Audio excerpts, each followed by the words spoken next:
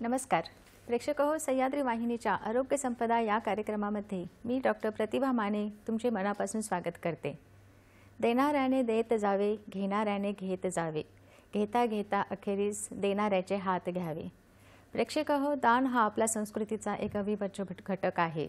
मग ते धनदान असो किंवा विद्यादान असो किंवा अन्नदान असो, आणि सध्या प्रचलित असलेले किंवा काळानुसार समाजामध्ये रूढ होत जाणारे अवयवदान असो, प्रत्येक दान हे आपण समाजाच्या हितासाठी कार्यरत करत असतो आणि त्यामध्ये सहभागी होत असतो। अवयवदानाबद्दल जर बोलायचे झाले तर वैद्यकीय क्षेत्रामध्ये झालेली प्रगती आणि तंत्रज्ञानाची जोड यामुळे अवयवदान किंवा अवयव प्रत्यारोपण ही प्रक्रिया अत्यंत सुसह्य आणि सोपी झालेली आहे।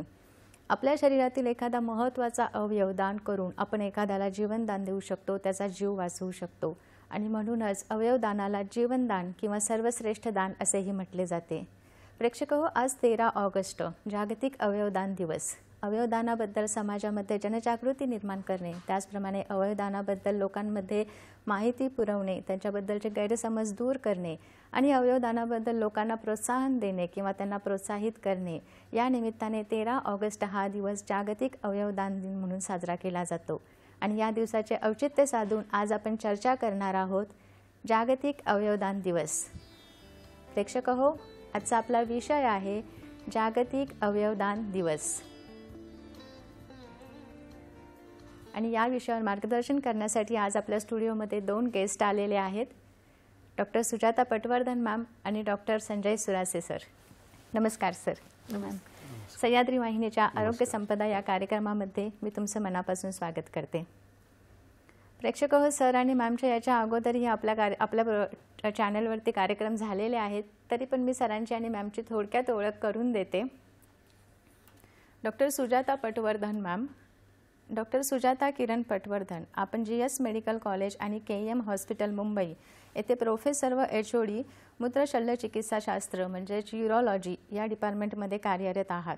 मॅमना अध्यापन क्षेत्रातील एकूण 25 वर्षाचा अनुभव आहे आणि आतापर्यंत 49 विद्यार्थ्यांना गाईड व मेंटॉरशिप मॅमने केलेली आहे। आपण झोनल ट्रान्सप्लांट कोऑर्डिनेटर सेंटरच्या सेक्रेटरी म्हणूनही काम पाहिलेले आहे। 2017 मध्ये KM हॉस्पिटलमध्ये रिजनल ऑर्गन ट्रान्सप्लांट सेंटरची स्थापना करण्यात आली, त्यासाठी मॅम मार्गदर्शक म्हणून कार्यरत होत्या। मॅम स्टेट ऑथरायझेशन ट्रान्सप्लांट कमिटीच्या मेंबर आहेत। अवयवदानामधील भरीव कामगिरीबद्दल 2018 मध्ये रोटोसोटोच्या संस्थेकडून 3 वेळा बेस्ट परफॉर्मन्स रिवॉर्ड्स मिळालेले आहे। 2011 मध्ये नारी शक्ती सावित्रीबाई फुले अवॉर्ड मिळालेला आहे। बृहन्मुंबई महानगरपालिकेकडून बेस्ट फॅकल्टी 2015 आणि बेस्ट महिला डॉक्टर 2019 या अवॉर्डनी मॅमना सन्मानित करण्यात आलेले आहे। प्रेक्षक हो, मी सरांची ओळख करून देते। डॉक्टर संजय सुरासे सर, आपण सर जे रुग्णालय आणि ग्रँट मेडिकल कॉलेज मुंबई येथे वैद्यकीय अधीक्षक या पदावर कार्यरत आहात, तसेच ट्रान्सफ्युजन मेडिसिन डिपार्टमेंटमध्ये HOD व प्रोफेसर या पदावरही कार्यरत आहात। सरांच्या MDचे पदव्युत्तर शिक्षण पॅथॉलॉजी म्हणजेच विकृती विज्ञान या विषयामध्ये झालेले आहे। आपण diploma in pathology and microbiology याचे शिक्षणही घेतलेले आहे। सरांनी पुढे जाऊन MBA आणि PhD ही पदव्युत्तर पदवी संपादन केलेली आहे। FCCP आणि MCCP याचे शिक्षण अमेरिकेमधून पूर्ण केलेले आहे। 2016 ते 2019 या कालावधीमध्ये मुंबई विभागाच्या अवयव प्रत्यारोपण समितीचे अध्यक्षपद भूषवले आहे। आपण मुख्यमंत्री वैद्यकीय सहाय्यता निधी समितीचे सदस्य आहात। सरांचे राष्ट्रीय व आंतरराष्ट्रीय पातळीवर 30 पेक्षा अधिक शोधनिबंध प्रकाशित करण्यात आलेले आहेत। प्रेक्षक हो, सरांची आणि मॅमची ओळख झालेली आहे, आजचा विषयही तुम्हाला कळलेला आहे। चला तर मग कार्यक्रमाला सुरुवात करूया, आणि आजचा आपला विषय आहे जागतिक अवयवदान दिन 13 ऑगस्ट। चला तर मग कार्यक्रमाला सुरुवात करूया, आणि आजचा आपला विषय आहे जागतिक अवयवदान दिन।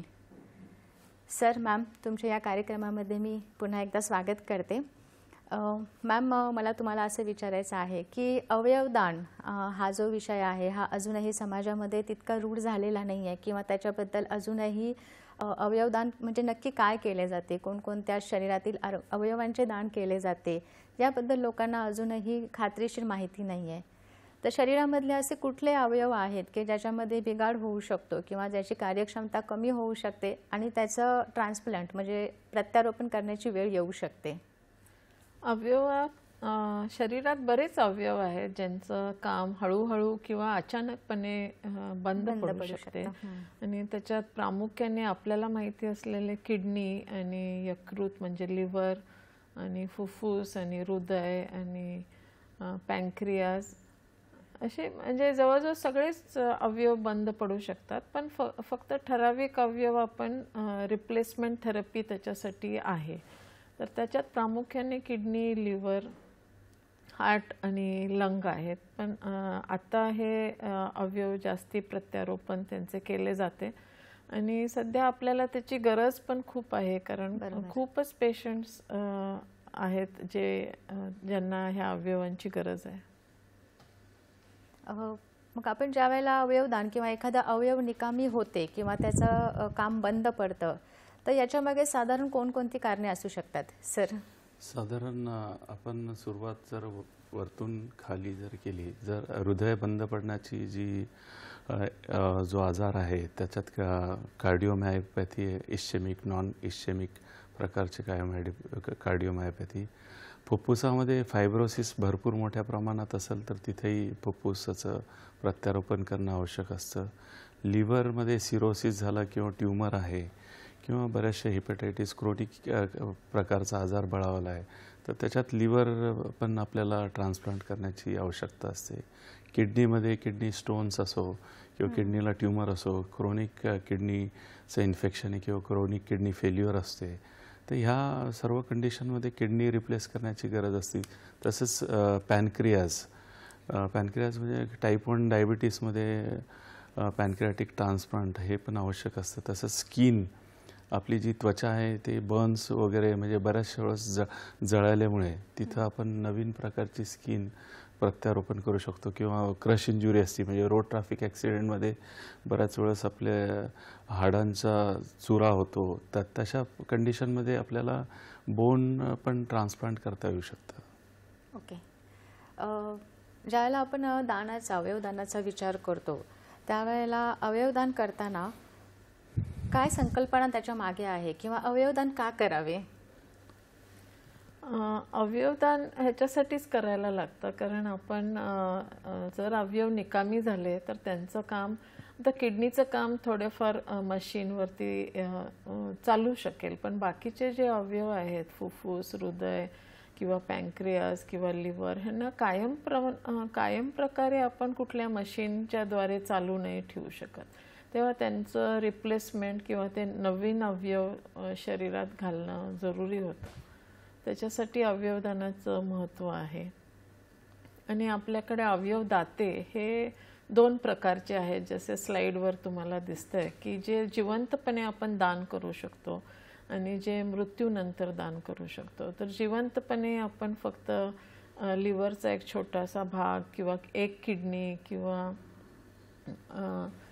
आपण काही हृदय किंवा फुफ्फुस कोणाला दान करू शकत नाही जिवंतपणे. तर मृत्यूनंतर जसं पुढे आपण जाऊ तसे आम्ही दोघेही तुम्हाला जास्ती माहिती देऊ. पण मृत्यूनंतर आपण बरेच अवयव दान करू शकतो म्हणजे हृदय, फुफ्फुस, किडनी, लिव्हर आणि सर्व आतडी, दोन्ही हात आणि बरेच टिश्यूज पण आपण दान करू शकतो. प्रेक्षक ही चर्चा आपण सुरू ठेवणार आहोत. आपल्याला एक फोन येतोय शिवानंद वसेदार निपाणीवरून. हा, नमस्कार मॅडम. माझा प्रश्न असा आहे, काही व्यक्ती त्यांचं दुःखद निधन झाल्यानंतर त्यांनी देहदान करायचं म्हणून ठरवलेलं असतं त्यांनी, मग त्यांनी अगोदर कुठं नोंद करायला लागते? म्हणजे समजा एखाद्या हॉस्पिटलमध्ये नोंद करायला लागतो की काय महानगरपालिका वगैरे तिथं करायला लागते काय? आणि ते नोंद केल्यानंतर समजा एखादं वारलं तर किती तासाच्या आत त्यांचं बॉडी तिथं न्यायला लागते, कसं काय त्याबद्दल तुम्ही काय मार्गदर्शन कराल असा माझा प्रश्न आहे बघा मॅडम. धन्यवाद शिवानंदजी, तुमचा प्रश्न आलेला आहे. शिवानंदजी एकदम बरोबर प्रश्न विचारला आणि ह्याच्यासाठी तुम्हाला आपल्याला मेनली ब्रेनस्टेम डेथ म्हणून काय आहे हे समजावून घेणं खूप महत्त्वाचं आहे. तुम्ही स्लाइडवर बघू शकता की अवयव जेव्हा आपल्याला दान करायला म्हणजे करता येतात तर ते फक्त एका स्थितीत करता येतात जेव्हा मेंदू मृत पेशंट असतो. पूर्ण घरी पेशंट वारले किंवा हृदय फेल्युअरमुळे एखादा पेशंट घरी मरण पावला तर त्याचं आपण अवयवदान करू शकत नाही. त्या पेशंटमध्ये आपण टिश्यूज दान करू शकतो, म्हणजे स्किन, बोन्स, हार्ट व्हाल्व्स. पण अवयव जे किडनी, लिव्हर आणि हे जे सगळे अवयव आहेत, हे पेशंटला फक्त मेंदूला मार लागलेला असायला हवा आणि तो पेशंट ICUमध्ये ॲडमिट होऊन त्याला कृत्रिमपणे आपण त्याचे बाकीच्या अवयवांना आपण म्हणजे ग्लुकोज, ऑक्सिजन आणि फ्लुइड्स हे कृत्रिमपणे आपण जेव्हा ते चालू ठेवू शकतो 24 तास किंवा मॅक्सिमम 36 तासापर्यंत. आणि ह्या कालावधीतच मग जर संमती असेल त्याच्या फॅमिलीची तरच आपण दान करू शकतो. तर मेंदू मृत हे एक नवीन संकल्पना 1965 आणि 1950 सालीच्या आसपास फ्रान्समध्ये त्यांना लक्षात आलं की मेंदू जर मृत झाला तर बाकीचे अवयव थोडा वेळ कृत्रिमपणे आपण मशीननी आणि सलाईननी आपण त्यांना चालू ठेवू शकतो. आणि ह्या 24 तासाच्या किंवा 36 तासाच्या कालावधीत जर आपण ते अवयव काढून घेतले, दुसऱ्या पेशंटला दिले तर ते चालू शकतात. याच्यात आणखी एक मी म्हणजे पॉईंट ॲड करू इच्छितो की अवयवदाना व्यतिरिक्त आपण देहदान पण करू शकतो. देहदानाची जी प्रक्रिया आहे की आपल्या इथं नजीकच्या वैद्यकीय महाविद्यालयात देहदानाविषयीची माहिती सोशल वर्कर डिपार्टमेंट एक असतं आणि ॲनाटॉमी डिपार्टमेंट, जिथं तुम्हाला देहदानाविषयी माहितीही मिळेल आणि त्या ठिकाणी तुम्हाला तो फॉर्म कसा भरायचा त्याविषयी मार्गदर्शन करतील. साधारणतः मृत्यू झाल्यानंतर 4 ते 6 तासात तो देह त्या नजीकच्या संस्थेत आपण दिला पाहिजे. कारण त्याच्यानंतर जे प्रक्रिया होती की बॉडी डिकम्पोज म्हणतो आपण की शरीर खराब होण्याची जी प्रक्रिया आहे की जेणेकरून आपल्याला ज्या उद्देशासाठी आपण देऊ इच्छितो की देहदान केल्यानंतर आपल्या देहावरती आपल्या आप्तांच्या देहावरती काहीतरी संशोधन करण्यात येतं किंवा बऱ्याचशा शस्त्रक्रियाचं ट्रेनिंग म्हणजे कॅडॅव्हरिक वर्कशॉप आजकाल जे प्रत्येक सर्जरीच्या अगोदर आपण कॅडॅव्हरिक वर्कशॉप करतो. न्यूरो सर्जरी असो, मेंदूची सर्जरी आहे, कानाची सर्जरी आहे, तर हाडाची सर्जरी. तर सुरुवातीला आपण संशोधात्मक म्हणजे की ह्या देहावरती आपण त्याचे प्रात्यक्षिक करतो आणि नंतर मग ॲक्च्युअल आपण ऑपरेटिव्ह प्रोसिजर करू शकतो. बरोबर. प्रेक्षक हो, मृत झाल्यानंतर किंवा मृत्यू झाल्यानंतर साधारणपणे 4 ते 6 तासांच्या आतमध्ये आपण कोणतेही अवयवदान हे करू शकतो असं सरांनी सांगितलेलं आहे. त्याचप्रमाणे जवळच्या वैद्यकीय महाविद्यालयामध्ये किंवा सरकारी दवाखान्यामध्ये जाऊन तुम्ही त्याची चौकशी करू शकता आणि त्याचा फॉर्म पण भरून येऊ शकता. देहदान अवयवदानासाठी पेशंटला मेंदूमृतच असावे लागते. मेंदूमृत स्थितीत तो पेशंट ICUमध्ये ॲडमिट झाला तर मी मेंदूमृत्यूबद्दल 1-2-3 स्लाइड्स दाखवू शकते. नक्कीच मॅम. तर हा ब्रेनस्टेम नावाचा मेंदूचा म्हणजे छोटा मेंदू असतो. तो असा आपल्या डोक्याच्या मागच्या बाजूला असतो आणि मानेच्या आणि म्हणजे डोक्याच्या जंक्शनला असतो आणि हा सर्वात महत्त्वाचा भाग आहे मेंदूचा.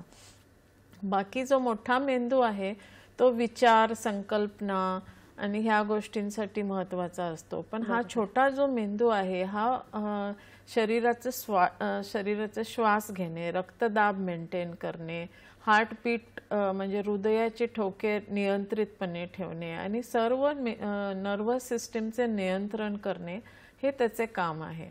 आणि ह्या मेंदूला जर इजा झाली, त्याची कारणं मी तुम्हाला आता स्लाइडमध्ये दाखवते. गनशॉट इंजुरीज हे वेस्टर्न कंट्रीजमध्ये कॉमन आहे की फक्त मेंदूला इजा होते किंवा एखादा माणूस खूप मोठ्या झाडावरून खाली पडला किंवा बिल्डिंगमधून खाली पडला, रोड ॲक्सिडेंट, आपल्याकडे रेल्वे ॲक्सिडेंट पण होतात, तर ते फक्त मेंदूला मार लागलेला असेल किंवा ठराविक मेडिकल कंडिशन्स आहे ज्याच्यात खूप रक्तदाब जर वाढला असेल तर मेंदूच्या आत हेमरेज म्हणजे ब्लिडिंग होतं किंवा मेंदूचा एखादा भाग जो छोटा मेंदू आहे त्याला रक्तपुरवठा होत नाही आणि तो बंद पडतो. फक्त असाच व्यक्ती, असाच पेशंट हा अवयवदाता होतो. बाकीचे जे सरांनी सांगितले देहदान ते आम्ही अॅनॉटॉमीत स्टुडंट्सना आणि जसे स्टुडंट्स शस्त्रक्रिया सर्जरी करण्यासाठी, करतील त्यांना शिकवण्यासाठी आम्ही तो देह वापरला जातो. सर, मला असं विचारायचं आहे की कुठलाही शरीरातील अवयव निकामी होणे किंवा त्याच्यामध्ये बिघाड निर्माण होण्यामागे कोणकोणती कारणे असू शकतात? जसं आता सांगितलं की आपण जर फुफ्फुस हृदयापासून जर सुरुवात केली तर हृदयामध्ये कार्डिओमायोपॅथी नावाचा एक आजार असतो. तो इश्चेमिक नॉन इश्चेमिक प्रकार असतो. त्याच्यानंतर फुफ्फुसामध्ये फायब्रोसिस मोठ्या प्रमाणात झालं तर तशा परिस्थितीत किंवा ट्यूमर असेल, कॅन्सर असेल त्याच्यानंतर लिव्हरमध्ये काही सिरोसिस आहे, लिव्हर फेल्युअर आहे, लिव्हरमध्ये कोणता मोठा ट्यूमर आहे. त्यानंतर पॅनक्रियाजमध्ये टाईप 1 डायबिटीस, इंटेस्टाईनमध्ये आतडी जी असते त्याच्यात मोठ्या प्रमाणाचे गँग्रीन झाले तर तशा परिस्थितीत आपण प्रत्यारोपण करू शकतो. जळालेल्या भागावरती स्किन म्हणजे त्वचेचं प्रत्यारोपण करू शकतो. हाडं क्रश झालेले असतील तर त्या हाडाचं प्रत्यारोपण करू शकतो. बरोबर. प्रेक्षक हो, ही चर्चा सुरू ठेवणार आहोत आपण. आपल्याला एक फोन येतोय मंगल आपटे पुण्यावरून. हॅलो. नमस्कार. नमस्कार. हा नमस्कार. मला असा प्रश्न विचारायचा, एखाद्याचा जर ऍक्सिडेंट झाला आणि ऑन दी स्पॉट तो गेला तर मग त्याचा तो अवयवदान त्यांना घरच्या लोकांना करायची इच्छा असेल तर मग असं करता येतं का?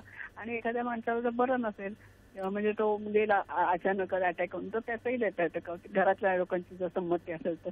नक्कीच. धन्यवाद मंगलताई.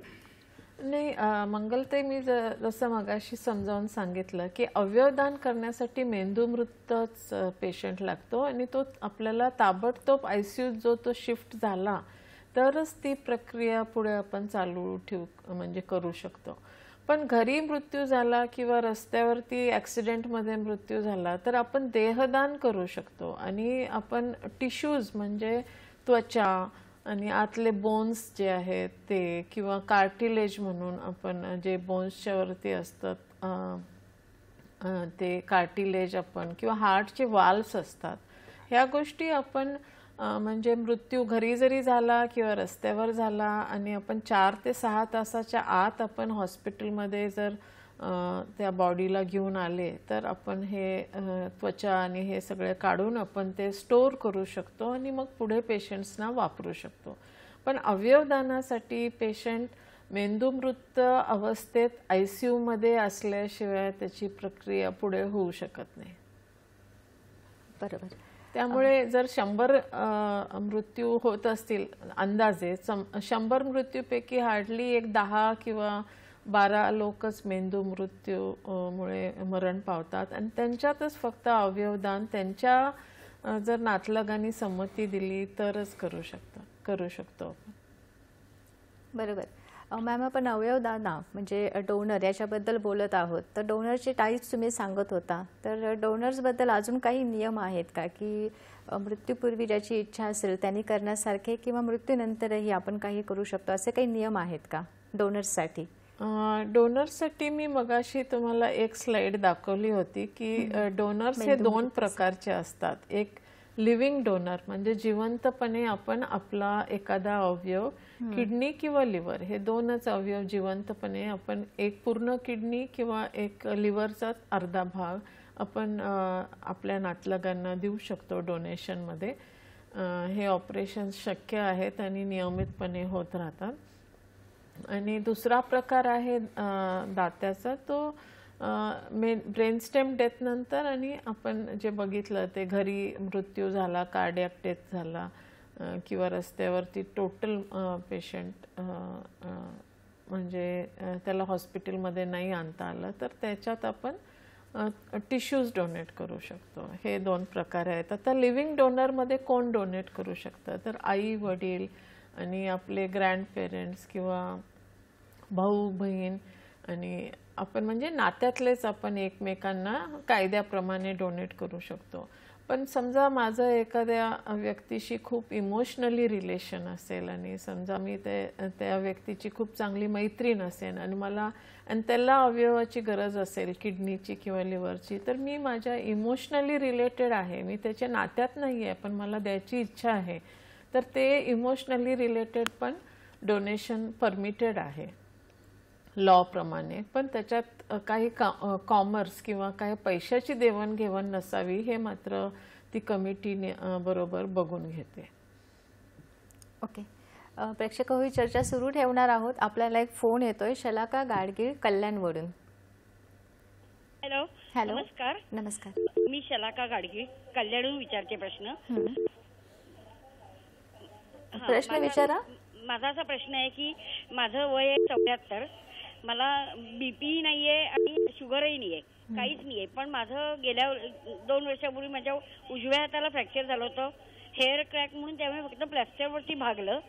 पण आता गेल्या वर्षी माझ्या डाव्या हाताला फ्रॅक्चर झालं, हाड म्हणजे मनगटाचं हाड तुटलं होतं, त्यामुळे ऑपरेशन झालं आणि आता वर्षही झालं, तेही बरं झालं.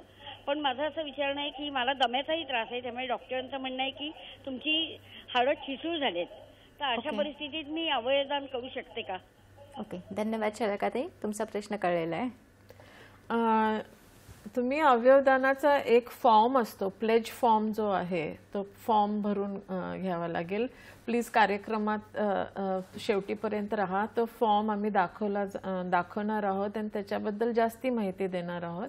तर प्लेज फॉर्मचा अर्थ असाच असतो की आपली इच्छा जी आहे ते आपल्या नातलगांना, आणि तुम्ही तो फॉर्म रजिस्टर केल्यामुळे आम्हाला गव्हर्नमेंट जे ऑर्गनायझेशन्स आहेत अवयवदानाचे त्यांना आपण माहिती करून देतो. पण तुमचा मृत्यू जो होणार, म्हणजे आपण सगळ्यांचाच आपला मृत्यू कधी ना कधीतरी होणार आहे, पण तो कुठल्या प्रकाराने होणार आहे, मेंदू मृत्यूमुळे होणार आहे की आपण हार्टच्या फेल्युअरमुळे मरणार आहोत, हे आपल्याला आधी माहिती नसतं. तर जर आपला मृत्यू मेंदूस्तंभ नकामी झाल्यामुळे जर झाला आणि आपल्याला हॉस्पिटलमध्ये लगेच आपल्याला नेण्यात आले आणि आपले अवयव सलाईन आणि मशीनच्या द्वारे चालू ठेवण्यात आले, तर आपण अवयवदाते होऊ शकतो.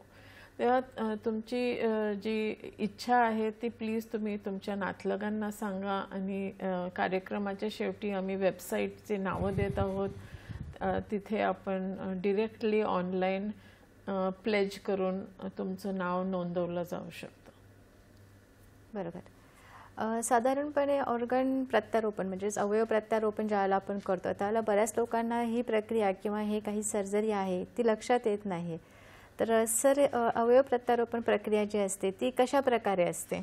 अवयव प्रत्यारोपण प्रक्रिया ही सुरुवात त्याची ICU मधून होते. ICU मध्ये एखादा पेशंट असा ब्रेन डेड सारखा सर्जन किंवा फिजिशियनला वाटला तर ते ब्रेन डेड कमिटी नावाचा एक प्रकार असतो ज्याच्यात ट्रान्सप्लांट सर्जन व्यतिरिक्त ती समिती केली जाते. 4 ते 5 सदस्य असतात आणि ते काही तासाच्या कालावधीमध्ये ते ब्रेन डेड म्हणून सर्टिफाय करतात. यानंतर दुसरी प्रक्रिया असते की पेशंटच्या नातेवाईकांना त्यांची कन्सेंट सगळ्यात महत्त्वाचा भाग असतो. त्यानंतर विविध तपासण्या केल्या जातात त्या रुग्णावरती आणि तो जर संपूर्णपणे फिट असेल तरच ती पुढची प्रक्रिया कन्सेंट झाल्यानंतर ती चालू होती. या दरम्यान ZTCCला कळवलं जातं की असं ब्रेन डेड रुग्ण आहे आणि ZTCC मार्फत कोऑर्डिनेटर आणि रुग्णालयातील कोऑर्डिनेटर यांना इन्फॉर्म करून मग ऑर्गन रिट्रीवल टीम येते आणि त्याच्यानंतर मग ऑर्गन रिट्रीवल होते आणि ZTCCच्या माध्यमातून जी यादी त्यांनी प्रत्यक्षात ते फॉलो करत असतात त्या यादीप्रमाणे ते अवयव त्या रुग्णांना पोहोचवले जातात ग्रीन कॉरिडॉरने. Okay. Human organ transplant act असा एक नावाचा एक ॲक्ट आहे, तर सर या ॲक्टबद्दल काय माहिती सांगाल? हा ॲक्ट जो 1994ला फॉर्म झाला, त्याच्यानंतर 2011 आणि 2014ला त्याच्यात थोडेसे ॲडिशन करण्यात आले. ह्या ॲक्टमध्ये ह्या नियमामध्ये त्यांनी स्ट्रिक्टली सांगितलं की कोणताही अवयव हा खरेदी किंवा विक्री करता येणार नाही. अवयव घेणार किंवा देणार याची कुठेही जाहिरात केली जाणार नाही. आणि याच्यात लाईव्ह डोनर म्हणजे जे जिवंत असताना आपण आपल्या आप्तांना आपलं अवयव दान करू शकतो. त्यामध्ये आपले आई वडील, आपले आजी आजोबा, आपले बहीण भाऊ, आपले मुलं आणि आपली पत्नी अशा याच्यामध्ये आणि आणखी इमोशनली अटॅच जे आहेत त्या लोकांना पण त्यांनी अलाउड केलेलं आहे. आणि हा जो ॲक्ट आहे की हा ऑर्गन म्हणजे डोनेशन प्रोसेस पूर्ण ते मॉनिटर करतात, त्याचं रेग्युलेशन्स व्यवस्थितपणे बघितलं जातं, ते हॉस्पिटलची पूर्ण सिस्टीम ते चेक करतात आणि त्याचं ट्रान्सपोर्टेशन आणि टिल ट्रान्सप्लांटेशन हा ॲक्ट पूर्ण ही समिती पूर्ण मॉनिटर करत राहते. ओके. प्रेक्षक हो, ही चर्चा अशीच सुरू ठेवणार आहोत. इथे वेळ झालेली आहे एका छोट्याशा विश्रांतीची. कुठेही जाऊ नका, पाहत राहा आपला आवडता कार्यक्रम आरोग्य संपदा.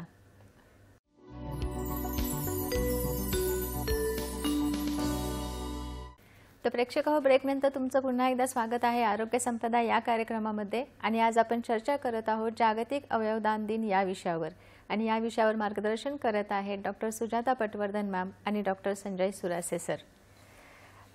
मॅम, आपण अवयवदानाची जी चर्चा करत आहोत त्याच्यामध्ये जर मरणोत्तर अवयवदान करायचं असेल मृत झाल्यानंतर, तर त्याची जी प्रोसिजर असते किंवा जी प्रक्रिया असते ती कशी असते? मगाशी प्रतिभाताई मला वाटते कल्याणवरून फोन होता की जर मला ऑर्गन डोनर बनायचं असेल आणि तर काय प्रक्रिया आहे. तर आपण आताच ऐकलं की जेव्हा एखादा मेंदू मृत्यू पेशंट ॲडमिट केला जातो ICU मध्ये आणि तो पूर्णपणे फिट असेल, म्हणजे त्याच्यात काही कॅन्सर नाही आहे किंवा कुठे मोठं इन्फेक्शन नाही आहे किंवा त्याला काही HIV पॉझिटिव्ह नाही आहे, असं सगळं बघितलं जातं. आणि मग नातलगांना विचारलं जातं की तुम्हाला अवयवदान करायचे आहे का. आणि हाच प्रश्न सगळ्यात मोठी अडचण होते, कारण नातलगांना माहिती नसतं की करू की नाही करू, हे चांगलं आहे की वाईट आहे. तर समजा आपण जिवंतपणे हे ऑर्गन डोनेशन कार्ड किंवा ऑर्गन डोनेशन प्लेज म्हणून जे आहे, जे आधार लिंक्ड प्लेज आहे, आणि ते कसं भरायचं मी एका मिनिटातच सांगेन तुम्हाला. पण जर आपण हे आधीच भरून ठेवलेलं असेल आणि आपल्या नातलगांना ह्याविषयी माहिती दिलेली असेल की हा माझी इच्छा आहे, जर माझा मृत्यू मेंदूस्तंभ मृत्यूमुळे झाला आणि मी ICU मध्ये जाऊन त्यावेळेला माझ्या तपासण्या चांगल्या असतील आणि डॉक्टरने तुम्हाला विचारले की तुम्ही अवयवदान करणार का तुमच्या नातलगाचे, तर त्याला आपण हे जर प्लेज आपण आधी करून ठेवलं असेल तर काहीच अडचण नाही. ते पटकन नातलग पण हो म्हणतील आणि आम्हाला पण वेळ नाही लागणार पुढची प्रक्रिया करण्यात. तर नोटो म्हणून आपली नॅशनल ऑर्गनायझेशन आहे जी दिल्लीला सफदरजंग हॉस्पिटलमध्ये आहे, national organ tissue and transplant organisation. त्यांचा हा स्कॅनर अवेलेबल आहे, नोटोच्या वेबसाईटवर अवेलेबल आहे. आणि हा आपण स्कॅन करून आधार लिंक्ड आपलं नाव बरोबर माहिती विचारली जाते आणि ते नाव रजिस्टर करून घेतलं जातं. तर महाराष्ट्रात सगळ्यात मॅक्सिमम प्लेजेस झालेले आहेत ह्या वर्षी पण. आणि आपण हे सर्टिफिकेट बघाल तर हे असं असतं, प्लेज सर्टिफिकेट. ह्याच्यात आपला फोटो येतो, आपली माहिती येते, आपला ॲड्रेस येतो आणि आपला ब्लड ग्रुप काय आहे, आपल्याला एक नोटो ID मिळाली जाते. आणि आपण जर समजा मेंदू मृत झालो तर आपण कोणते कोणते अवयव द्यायला तयार आहोत त्याची पण यादी तिथे येते. आणि ब्लड ग्रुप येतो आणि फोन नंबर येतो. आणि ह्याच्यामुळे ती प्रक्रिया खूप सोपी होऊन जाते. कारण मेन अडथळा मृत्यूनंतर येतो की आपण तर तिथे नाही आहे सांगायला हो की नाही, आणि आपले नातलग नेहमी त्यांना प्रॉब्लेम पडतो की काय करावे. तर हे असं प्लेज फॉर्म आपण करू शकतो डोनर. आणि हे डोनर कार्ड्स आहेत. हे डोनर कार्ड्स तुम्ही डायरेक्टली प्रिंटआउट जरी तुमच्या संस्थेच्या नावावरती घेतले तरी काही प्रॉब्लेम नाही आहे. आणि महाराष्ट्रात रोटो हे KM हॉस्पिटलला आहे. आमची पण वेबसाईट मी पुढे दाखवेन तुम्हाला. तिथे फोन करून किंवा त्या वेबसाईटवरून आपण हा डोनर कार्ड प्रिंटआउट घेऊन, आणि हे डोनर कार्ड स्वतःबरोबर ठेवणं जरुरी आहे आणि नातलगांना सांगणं जरुरी आहे. तर ही कार्ड साईन करा स्वतःबरोबर, नेहमी आपल्या पर्समध्ये किंवा आपल्या जवळ ठेवा. आपल्या नजदीकच्या नातलगाची पण त्याच्यावर साईन घ्या, म्हणजे सोपं जातं आम्हाला. आणि सगळ्यात महत्त्वाची गोष्ट म्हणजे ह्याच्याबद्दलची माहिती तुम्ही आपल्या नातलगांना सांगणं जरुरी आहे. म्हणजे त्यांनाही माहिती होतं की ह्या माणसाची इच्छा आहे की जर काय जमलं तर त्यांना अवयवदान करायची इच्छा आहे. बरोबर. अवयव प्रत्यारोपणाची शस्त्रक्रिया झाल्यानंतर डोनर म्हणजे जो अवयवदाता आहे आणि शस्त्रक्रिया झालेला व्यक्ती याची काळजी कशी घ्यायची असते सर? डोनर आणि रेसिपियंट ह्या दोघांना वेगळ्या वेगळ्या विशिष्ट काळजी घ्यावी लागते. डोनर जे असतात की त्यांना लोकल एरियामध्ये जिथं आपण त्यांचं किडनी काढलेली किंवा लिव्हर काढलेली किंवा आतड्याचा भाग काढलेला आहे किंवा स्किन काढलेली, तर त्या लोकल एरियामध्ये इन्फेक्शन होणार नाही याची काळजी घेतली पाहिजे. दुसरं, त्याच्या डॉक्टरांनी सांगितलेला पूर्ण सल्ला वेळोवेळी त्यांनी घेतला पाहिजे. फॉलोअप रेग्युलरली ठेवला पाहिजे. कुठल्याही प्रकारचं म्हणजे जर किडनी ट्रान्सप्लांट असेल किंवा काही लिव्हर ट्रान्सप्लांट असेल तर पोटात म्हणजे वजन उचलण्याचं हे करू नये. तसंच डाएट व्यवस्थित ठेवला पाहिजे की ज्यांनी ते अवयवला इजा होणार नाही. सपोज लिव्हर आपण दिलेलं आहे तर लिव्हरचा जो उरलेला भाग आहे की त्याला इजा नाही झाली पाहिजे, की स्मोकिंग अवॉइड केली पाहिजे. लिव्हरच्या जे टॉक्सिक औषधे आहेत ते अवॉइड केले पाहिजे. अल्कोहोल अवॉइड केलं पाहिजे. रेसिपियंटमध्ये म्हणजे ज्याला आपण घेतोय त्या रुग्णांमध्ये इम्युनोसप्रेसंटचा फार मोठा रोल आहे. ते इम्युनोसप्रेसंटची औषधं डॉक्टरच्या सल्ल्यानुसार ते जेवढे दिवस सांगतील, ज्या पद्धतीने सांगतील ते त्यांनी प्रामाणिकपणे घेतले पाहिजे. कुठेही इन्फेक्शनचा त्यांना जर वाटलं की सर्दी झाला, खोकला झाला, ताप झाला, इमिडिएटली त्यांनी डॉक्टरांना कळवलं पाहिजे. कावीळ झाला, लिव्हर ट्रान्सप्लांटमध्ये कावीळचं लक्षण दिसतंय किंवा किडनी ट्रान्सप्लांटमध्ये लघवी बंद होणे किंवा कमी प्रमाणात होणे, हे कुठेतरी धोकादायक इशारा असू शकतो. तर छोट्या छोट्या जे ट्रिगर आहेत ते डॉक्टर तुम्हाला ट्रान्सप्लांट झाल्यानंतर कळवतात की ह्या गोष्टी तुम्हाला जर आढळल्या तर तुम्ही इमिडिएटली हॉस्पिटलला या आणि डॉक्टरांचा सल्ला घ्या. याचबरोबर ट्रान्सप्लांट झाल्यानंतर इन्फेक्शन होणार नाही याची काळजी घ्या. मास्क घाला. पब्लिक प्लेसेसमध्ये जाताना कुठेही आपल्या आजूबाजूला कोणी इन्फेक्टेड असेल किंवा ज्याला काही इन्फेक्शनचं प्रमाण असेल तर त्या लोकांची संगत टाळा. तसंच डाएट, जेवणाचं किंवा जे पथ्यपाणी जे डॉक्टर सांगतील त्या पद्धतीने करा. सेम लिव्हर ट्रान्सप्लांट जर झालेला असेल तर त्याच्यात लिव्हरला किंवा किडनीला जे टॉक्सिक ड्रग्स आहेत ते अवॉइड करा. किंवा हृदयाचं प्रत्यारोपण झालेलं आहे तर जे डॉक्टरांनी ठरवून दिलेले औषधी किंवा मार्गदर्शक तत्व आहेत ते त्यांनी प्रामाणिकपणे फॉलो केले तर नक्कीच ते अवयव प्रत्यारोपण यशस्वी होऊ शकतं. बरोबर. प्रेक्षक हो, ही चर्चा सुरू ठेवणार आहे. आपल्याला एक फोन येतोय अजिंक्य बदलापूरवरून.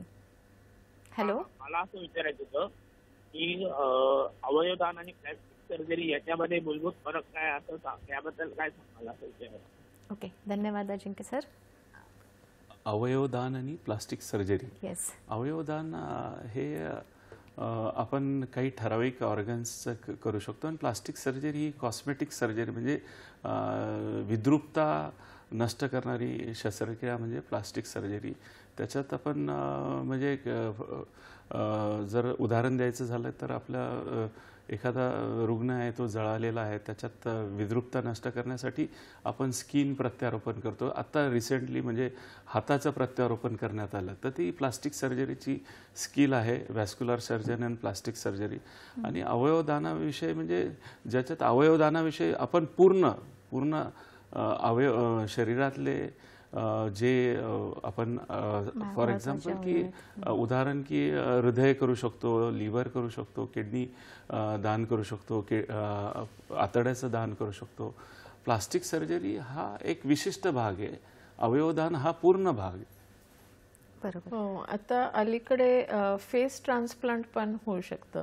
तर ज्यांचा चेहरा पूर्ण ॲसिडमुळे किंवा कुठल्या कशामुळे ॲक्सिडेंटमुळे विद्रूप झाला असेल आणि तर ते फेस ट्रान्सप्लांटचं पण ऑप्शन आहे. आणि सरांनी सांगितल्याप्रमाणे मुंबईत पण हँड ट्रान्सप्लांट होतं. तर ज्यांचे दोन्ही हात काही ॲक्सिडेंटमुळे गेलेले असतील तर आपल्याला आपण रजिस्टर केल्यास आपल्याला दोन्ही हात मिळू शकतात. बरोबर. अवयव प्रत्यारोपण करण्यापूर्वी पॅथॉलॉजिकल टेस्ट किंवा काही स्क्रीनिंग टेस्ट करावं लागतं, तर त्याच्याबद्दल काय सांगाल? हो, जर मेंदूमृत पेशंट ICUमध्ये जेव्हा ॲडमिट होतो तेव्हा त्याचं बेसिक सोनोग्राफी केली जाते की त्याचे अवयव ठीक आहेत का, किंवा त्यांच्यात काय कॅन्सर किंवा असा काही मोठा दोष नाही आहे ना. आणि सगळे ब्लड टेस्ट केले जातात, म्हणजे ऑलमोस्ट जे आहे नाही ते सर्व टेस्ट केले जातात.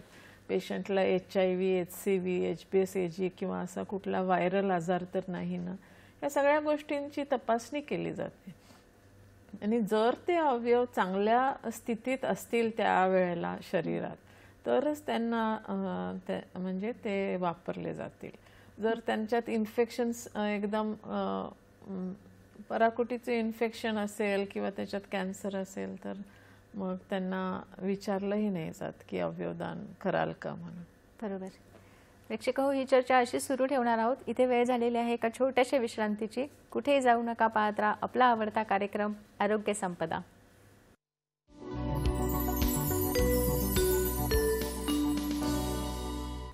तर प्रेक्षक हो, ब्रेकनंतर तुमचं पुन्हा एकदा स्वागत आहे आरोग्य संपदा या कार्यक्रमामध्ये. आणि आज आपण चर्चा करत आहोत जागतिक अवयवदान दिवस 13 ऑगस्ट या विषयावर.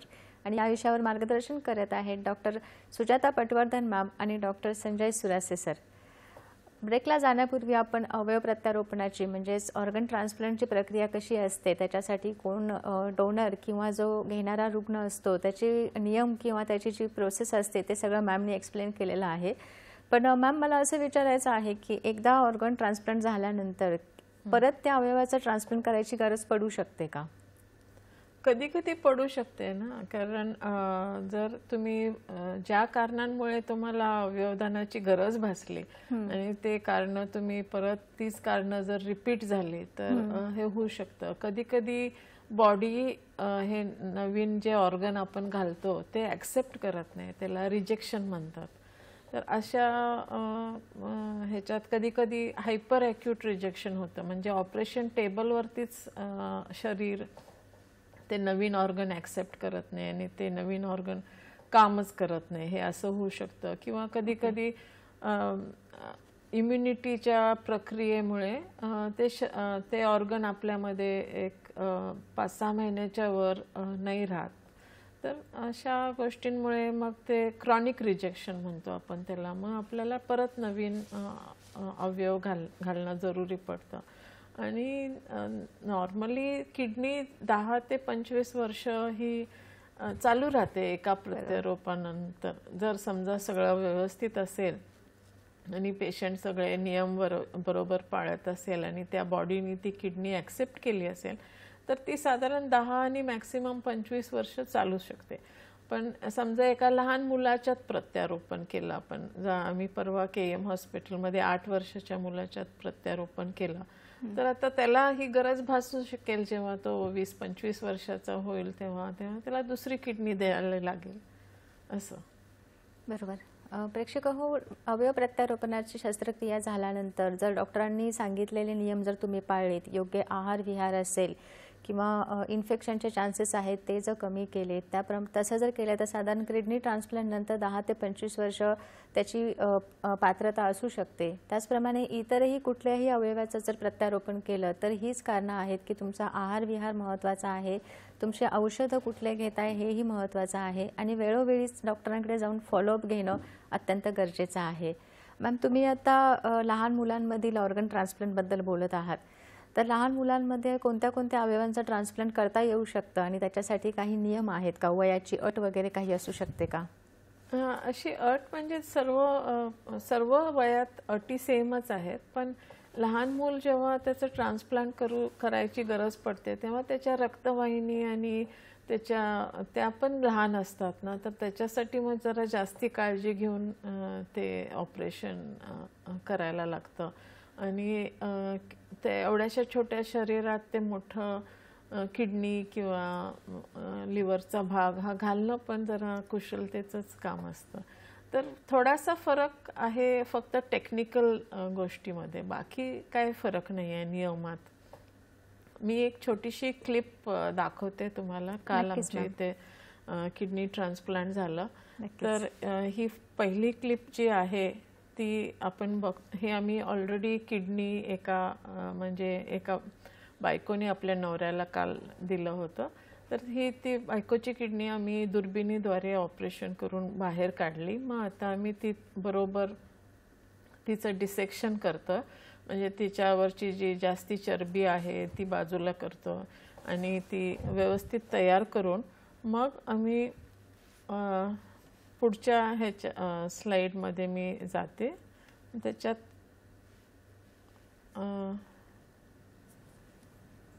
किडनी प्रत्यारोपण झालेल्याच एक व्हिडिओ आहे. वेळ मिळाल्यास आपण दाखवू. नक्कीच. सर, मला असं विचारायचं आहे की आता सध्या आपण बघतो की बरेचसे लोक डायबिटीस असेल किंवा हार्ट प्रॉब्लेम्स असतील, कॅन्सर असतील किंवा असे अनेक आजार असतात की ज्याच्यामुळे त्रस्त आहेत. तर अशा पेशंटमध्ये ज्यावेळेला आपण एखादा ऑर्गन ट्रान्सप्लांट करतो तर त्याची कशी काळजी घेतली पाहिजे? साधारणतः डायबिटीसमुळे किडनीचा आजार बळावतो आणि किडनी खराब होते, हे प्रामुख्याचं कारण आहे. किडनी ट्रान्सप्लांट झाल्यानंतर एक उदाहरण देतो की किडनी ट्रान्सप्लांट झाल्यानंतर आपलं शुगर, आपलं ब्लड प्रेशर हे साधारण नॉर्मल रेंजमध्ये असलं पाहिजे आणि रेग्युलरली आपण डॉक्टरांच्या सल्ल्याप्रमाणे त्याच्या रक्ताच्या चाचण्या केल्या पाहिजे. फॉर एक्झाम्पल शुगरसाठी फास्टिंग आणि नंतर खाल्ल्यानंतरची रक्तातली साखर, HbA1c अशा विविध चाचण्या असतात. तसंच लिव्हरचं हे झाल्यानंतर, ट्रान्सप्लांट झाल्यानंतर लिव्हरची काळजी घेतली पाहिजे. अल्कोहोल, स्मोकिंग, लिव्हरला जे टॉक्सिक औषधी आहेत ती अवॉइड केली पाहिजे आणि लिव्हरच्या तपासण्या साधारण टोटल बिलिरुबिन वगैरे लिव्हर फंक्शन टेस्ट आपण रिपीटेडली डॉक्टरांच्या सल्ल्यानुसार केल्या पाहिजेत. बरोबर. सर, अवयवदानाबद्दल फॅक्ट्स काय सांगाल? सध्या म्हणजे नॅशनल लेवलला जवळपास ह्यावर आत्तापर्यंत झालेल्या जो स्टॅटिस्टिक्स आहेत की 80 कॅडावर झालेले महाराष्ट्रात झालेले आहेत. 60 लिव्हर ट्रान्सप्लांट झालेले आहेत आणि जवळपास 600 किडनी ट्रान्सप्लांट आजपर्यंत झालेले आहेत. हे आत्तापर्यंतचे फॅक्ट्स आहेत. हे यावर्षीचा डेटा आहे. साधारण 150 अवयवदाते आम्हाला मेंदू मृत्यू अवयवदाते प्रत्येक वर्षी महाराष्ट्रात होतात. पूर्ण भारतात जवळजवळ हा आकडा 500 पर्यंत जातो. महाराष्ट्र, केरला, तामिळनाडू आणि गुजरात हे मेन स्टेट्स आहेत. हैदराबाद पण एक आहे ज्याच्यात आपल्याला मॅक्सिमम अवयवदानासाठी लोकांच्या चालना आहे. ते जास्ती प्रयत्न करतात आणि इथे ते ऑपरेशन्स खूप कॉमनली होतात. ऑलमोस्ट दिवसाला एक तरी कॅडावर ऑर्गन डोनेशन होत असतं.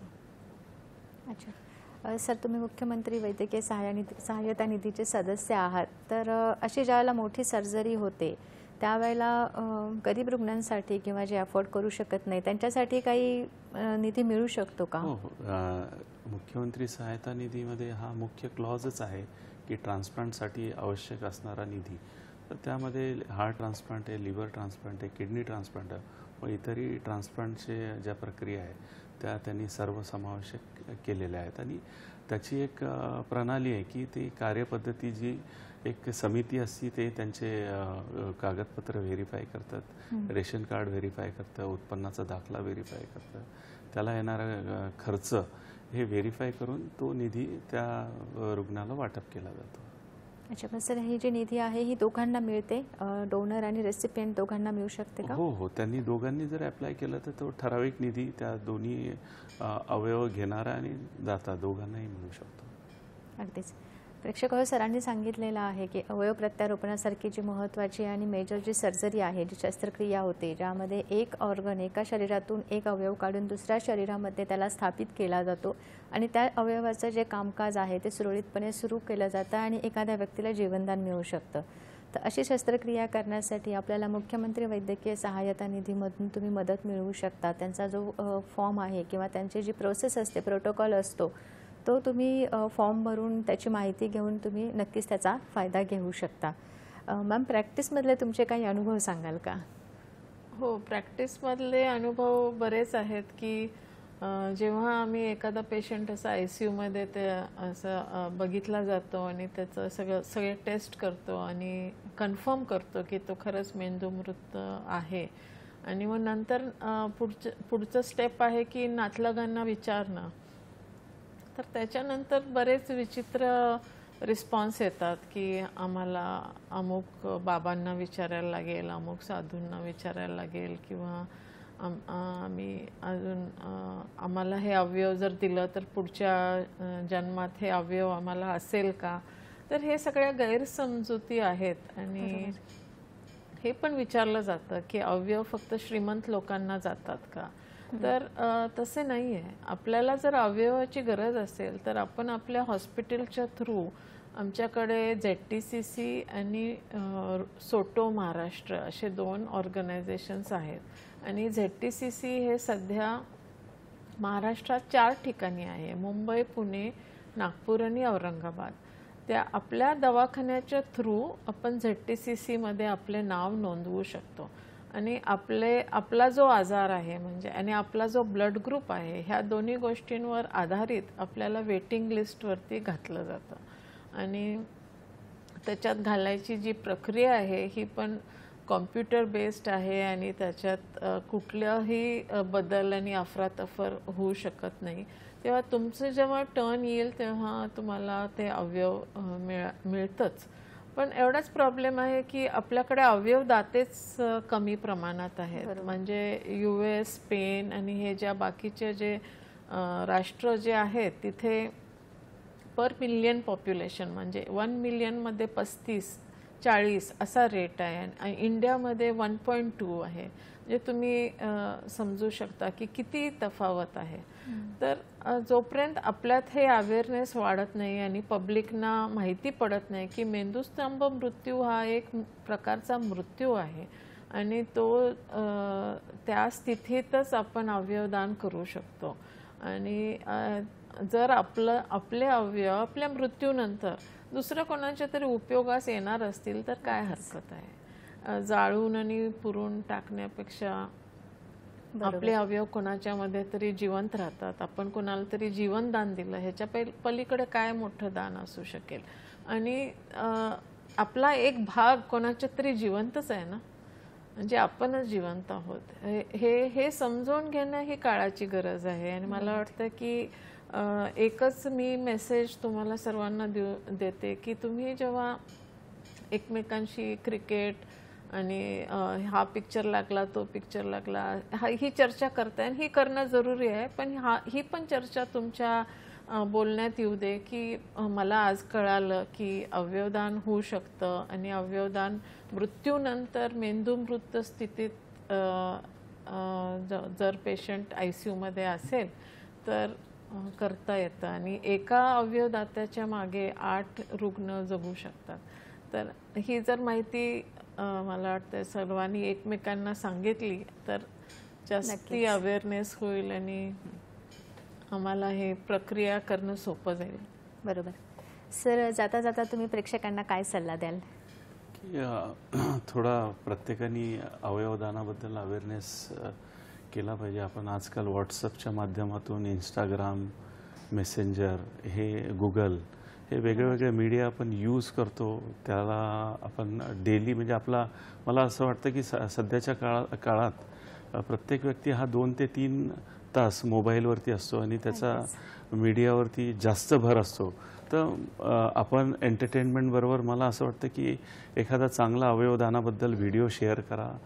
कारण माउथ टू माउथ पब्लिसिटीची गरज आहे आणि लोकांच्या मनातलं जी शंका ती आपण दूर केली पाहिजे. गुगलवरती एवढे छान आर्टिकल्स अवेलेबल आहेत, यूट्यूबवरती व्हिडिओ अवेलेबल आहेत की लोक परदेशात किती प्रगत झालेले आणि काही कंट्रीमध्ये तर प्रत्येक इंडिव्हिज्युअल तो एज्युकेट झाला आहे की अवयवदान केलं पाहिजे. आणि आपल्या अवयवदानामुळे देशात जे लाखो मृत्यू होतात अवयवाअभावी ते नक्कीच टाळता येईल. आणि सर्वांना एकच विनंती आहे की आपण अवयवदानाची एक जनजागृती करावी आणि आपण सर्वांनी एकत्रित राहून ह्याबद्दल सगळ्यांना एज्युकेट करावं.